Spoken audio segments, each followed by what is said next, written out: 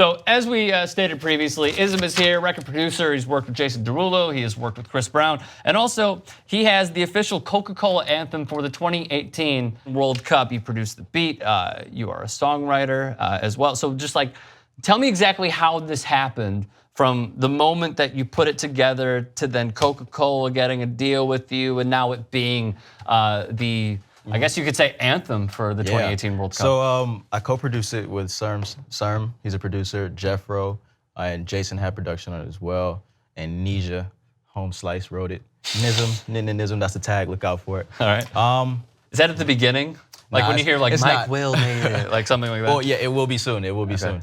The story behind that is crazy, man. My manager Christian hit me up one night like, yo, like, be at this place at this time. I'm like, bro, like I already took my socks off. Can I stop you for a second? I've known him for probably about 5 minutes. I've never heard him sound like that before. You haven't? No. You haven't? Wait like 7 more minutes. All right, I'm gonna wait. All right, cool. All right, so he's like, yo, you gotta be here. Like right now, you gotta go. I'm like, bro, I'm at the house. I took a shower, my socks are off. By the way, if I take my socks off and I'm at home, I'm just at home. Really? Like, yeah. Okay. I don't care if I have a shirt, sweats, jacket, hat, sunglasses. If my socks are off, I'm not leaving the house again. All right. So my socks were off. So I'm like, bro, I'm not going anywhere. Like, I'm tired, I'm in the bed. He's like, bro, just pull up. I'm like, all right, fine. So I pull up. Turns out to be Jason Derulo's house. We go to his studio. Nisha's there, it's me. Let me just ask you real quick. What area of LA do you stay in? Roughly? I stay in Glendale. Okay, and he's roughly in what area? He's like 25 minutes away, 30 minutes away. Oh, so you really had to put your socks back on. Yeah, I really had to put my socks back on. So the whole time I'm like, bro, I don't feel like doing this, da-da-da. Put on my socks, I had no idea what it was for. Pull up to the house, the studio, Nisha's there, Christian's there, Jason's there. At that point, he's like, yeah, so you guys trying to cook up from scratch? Meanwhile, like 5 minutes ago, I'm just telling Christian how like, yo, I don't feel like cooking up nothing from scratch. Like, I'm about to play through a pack. So he's like, all right, man, cool. So I go in there, he's like, y'all trying to cook up from scratch? I'm like, yeah, I'm trying to cook up from scratch, cool. So I go through my folders or whatever, start on the drum loop, drum pattern, big little international drum pattern. He's like, yeah, those like conga drums sound good. I'm like, all right, cool. Make a little dance hall sounding track. He starts writing to it in the booth. And at the time, yeah, Jason was. Yep. And at the time, we were looking for like, what would make this sound worldly? So I'm like, all right, cool, what can I look for? So I realized that the homie Jeffro had just sent a pack of guitars, pull those out. What kind of guitar? Just some acoustic guitar, cool stuff. Jeffro's fire, by the way. Acoustic loops, throw that in there. He's like, oh yeah, this is jamming. So I'm like, all right, cool, we're getting somewhere. So he keeps writing to it, Nisha's doing her thing. And really the energy in the room was crazy. We got the first version done that night. Right? Very cool. So go home. How many hours roughly was that? I probably pulled up around 10 and maybe we left A or P? PM for sure. Bro, this is the earliest I've been up in a very long time, just so you know. But all right. So like maybe 10 p.m. and we left probably around 4 a.m. Wow. 4 to 5 a.m. I'm gonna say. Okay.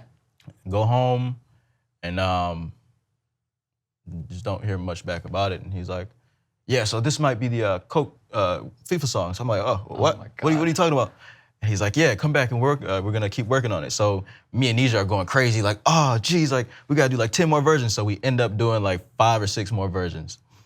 And I mean, you say versions, what do you mean by that? Like different variations of the song. So whole instrumentally or instrumentally, you know, writing, lyrically, melodic wise, like there are a bunch of different versions. And he's like, all right, cool. So we do the second one, nah, third one, nah, fourth one, nah, fifth one. Oh yeah, this one's cool. And he's like, all right, cool, we're done. And then like 2 days goes by and like, all right, we're going with the first version. I'm like, oh, geez.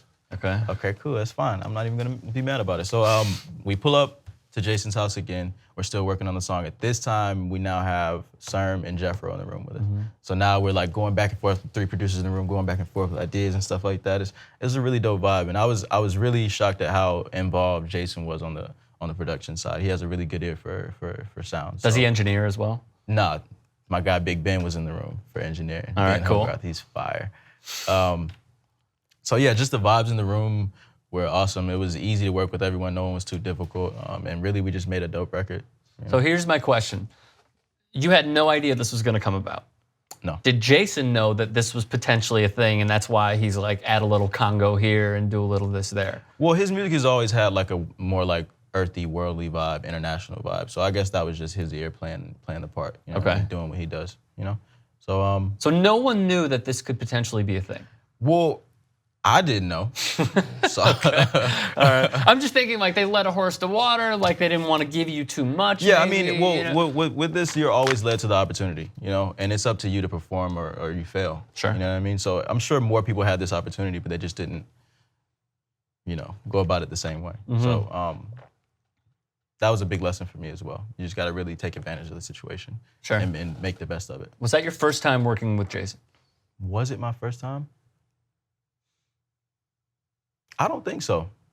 I don't think so. Sometimes in the industry, like you'll work with a person, you don't even know it. Working in person, yes, that was my first time. But Okay, you'll that's never, what I meant. yeah, my first time in person, but you'll never know. Like it can go a year and you'll bump into a person and he'll be like, yo, I recorded to your beat like 7 months ago. And I'll be like, what? So you've already worked with that person, but getting in the studio with them, that was my first But time. you don't know at that time of the picture you just painted that someone is attaching themselves to your instrumental. You find that out in due time. So you had no idea, really. Yeah, nah. Interesting.